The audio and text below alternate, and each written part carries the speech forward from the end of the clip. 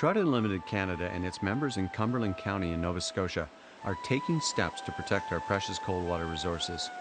TU chapter members in the area are improving the River Phillip with the goal of helping all creatures that relate to the water. Cumberland County River Enhancement's been around since 1987. It started off as a pilot project with the Nova Scotia Salmon Association and Corrections Canada, doing habitat work to fill a void that was being left by government.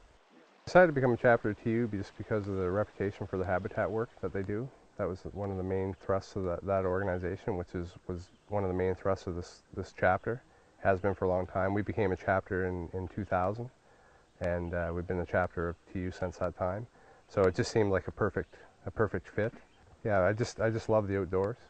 I've been fly fishing all my life since I was a small boy, and in my lifetime, I've noticed the decline in our native fish populations, and which is something that nobody should see.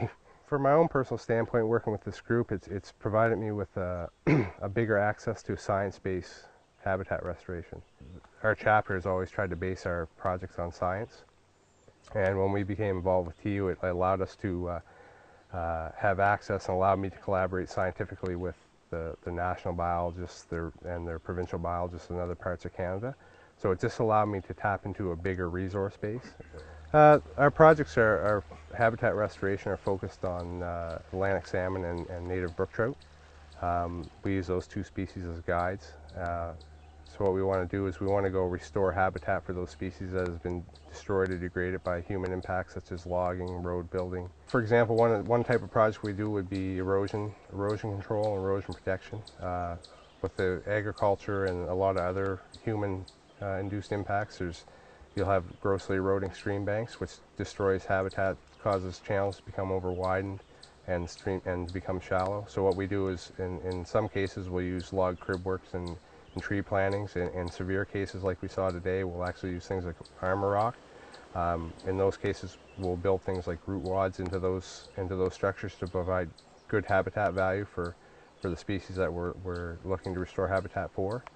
Well, for fish, right off, we'll see more size classes of fish, more numbers of fish. Densities will usually increase, densities of fish per square meter. Then we'll also see increases in terrestrial animals as well. We've done several different kinds of projects. We've done erosion control, like we've already mentioned. We've also do a lot of work on tributaries. Most of the erosion work has been on the main stem of the system. We've done work on the tributaries as well, which involves in-stream structures and riparian planting. We use structures like wing deflectors and digger logs and crib work and cover like lunker structures and stuff like that. And the purpose of those structures is to reestablish a natural channel width using the stream's own hydrology and make it stable and get a meander pattern going back in the stream.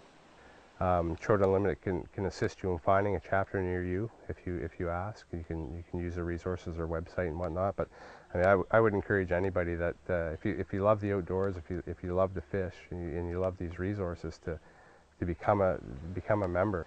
You really owe it to yourself to be involved in it, because if we don't look after this resource. So it's important that people become involved in the things that they love. If you love the resource, if you love to fish, or you just love to be out hiking or canoeing on these systems, you want them to be healthy, and that's why it's important to be involved in this stuff. Trout Unlimited Canada is making a difference for cold water resources throughout the country. You can too. Get involved today.